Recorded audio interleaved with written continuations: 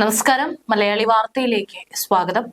അതീവ സുരക്ഷാ സംവിധാനങ്ങളുള്ള കെട്ടിടത്തിൽ അതിക്രമിച്ചു കയറി നടൻ സെയ്ഫ് അലിഖാനെ ആക്രമിച്ചതിന്റെ ഞെട്ടലിലാണ് നഗരം.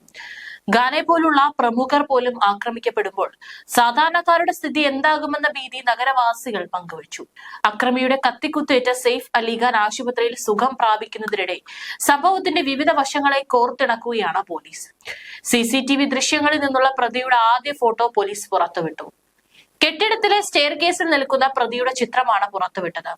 നടൻ സൽമാൻ ഖാന്റെ വീടിന് നേരെ ഉണ്ടായ വെടിവെപ്പ്, അദ്ദേഹത്തിന്റെ അടുത്ത സുഹൃത്തായ മുൻ മന്ത്രി ബാബ സിദ്ദിഖിയുടെ കൊലപാതകം എന്നിവയ്ക്ക് പിന്നാലെ സെയ്ഫ് അലിഖാന് നേരെ കൂടി ആക്രമണം ഉണ്ടായതോടെ അതിസമ്പന്നരുടെയും സിനിമാ താരങ്ങളുടെയും കേന്ദ്രമായ ബാന്ദ്ര ക്രൈം ക്യാപിറ്റൽ എന്നുകൂടി അറിയപ്പെടുകയാണ്. 2024 ഏപ്രിൽ 14 സൽമാൻ ഖാന്റെ വസതിക്ക് നേരെ വെടിവെയ്പ്. ഒക്ടോബർ 12 ബാബ സിദ്ദിഖി കൊല്ലപ്പെട്ടു. ഡിസംബർ 9 ബീഡ് ജില്ലയിലെ സർപഞ്ചിനെ തട്ടിക്കൊണ്ടുപോയി കൊലപ്പെടുത്തി. ബാന്ദ്ര വെസ്റ്റിലെ സുരക്ഷാ വീഴ്ചയിൽ സിനിമാ താരങ്ങളും പ്രതിപക്ഷ നേതാക്കളും സർക്കാരിനെ വിമർശിക്കുന്നുണ്ട്. സ്ഥലം MLA മന്ത്രിയുമായ ആശിഷ് ഷെലാറും മറുപടി പറയേണ്ടി വരും. ക്രമസമാധാന പ്രശ്നങ്ങളും അക്രമങ്ങളും കൊലപാതകങ്ങളും വർദ്ധിക്കുന്നതായി പ്രതിപക്ഷം ആരോപിക്കുന്നു. ബീഡിൽ സർപഞ്ച് സന്തോഷ് ദേശ്മുഖ് കൊല്ലപ്പെട്ടതിൽ വലിയ പ്രതിഷേധമാണ് നടക്കുന്നത്.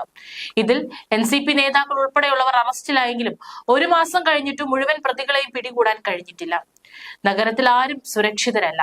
പ്രധാനമന്ത്രിയെ വരെ നേരിട്ട് എപ്പോൾ വേണമെങ്കിലും കാണാൻ കഴിയുന്ന സ്വന്തമായി സുരക്ഷാ സംഘമുള്ള നടനെ ഇതാണ് സ്ഥിതിയെങ്കിൽ സാധാരണക്കാരന്റെ അവസ്ഥ എന്താകും? പ്രധാനമന്ത്രി നരേന്ദ്രമോദിക്കൊപ്പം നിൽക്കുന്ന സെയ്ഫ് അലിഖാന്റെ ചിത്രം പങ്കുവെച്ച് പലരും ചോദിക്കുന്നു.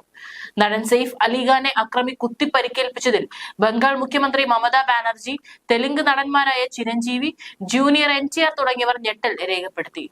നടി പൂജ ഹെഗ്ഡെ ഉൾപ്പെടെ ഒട്ടേറെ താരങ്ങൾ സർക്കാരിനെ വിമർശിച്ചു. അതിസമ്പന്നരും സിനിമാ താരങ്ങളും താമസിക്കുന്ന ബാന്ദ്ര വെസ്റ്റിൽ സെന്റ് തെരേസ സ്കൂളിന് സമീപമുള്ള സദ്ഗുരു ശരൺ എന്ന 13 നില കെട്ടിടത്തിന്റെ ഏറ്റവും മുകളിലെ 4 നിലകളിലെ 10,000 ചതുരശ്ര അടി വസതിയിലാണ് ഈ വീട്.